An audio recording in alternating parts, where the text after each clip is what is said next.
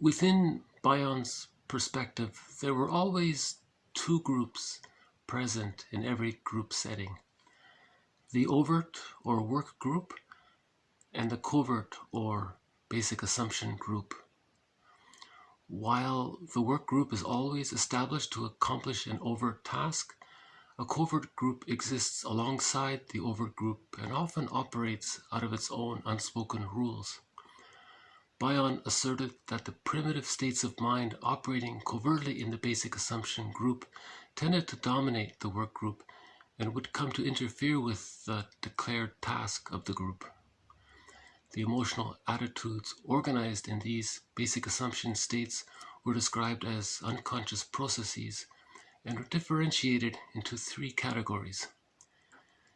These categories possessed an as-if quality and were identified as dependency, fight-flight, and pairing. Dependency.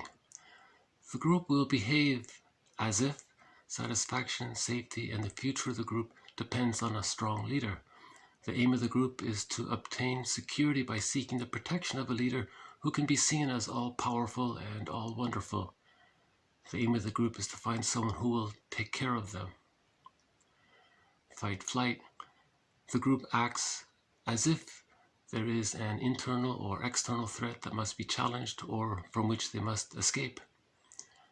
Action is essential within the fight-flight assumption. The group can flee into the abstract dialogue of the there and then, or the group members can fight with each other, often giving the illusion that their fighting is doing, quote, real work in the group.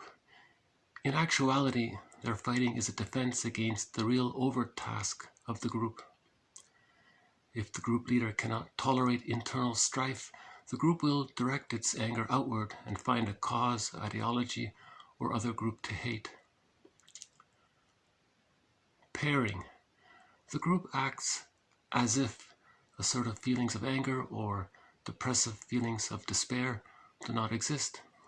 The group lives in a state of hope that the intimacy of the group members, for example, a marriage between two members, may give birth to a new idea or someone who will save them.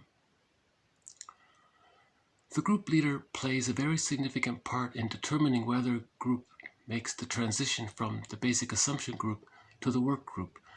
The group leader, who needs to be idealized, keeps the group dependent. Bad feelings are subsequently split off and projected onto other group members. The possibility of scapegoating is subsequently increased. The scapegoated serves an important function for the group. He or she is the container for the frustrations the group members have but cannot express toward the group leader. In every group, there will usually be one or two, quote, volunteers for the role of the group scapegoat. The group leader, who requires that the group be highly cohesive so that negative feelings cannot be directed between group members, contributes to the group directing their negative feelings to the there and then outside of the group. Basic assumptions arise in group when there is an, quote, avoidance of genuine personal encounter so that difficult feelings in relationship are disavowed. Settings which promote genuine contact, such as a well-functioning therapy group, will reduce the emergence of basic assumption states. The leader's task is not to encourage basic assumptions in order to analyze or study their occurrence. Rather, the leader's task is to ensure that they do not manifest or persist in group.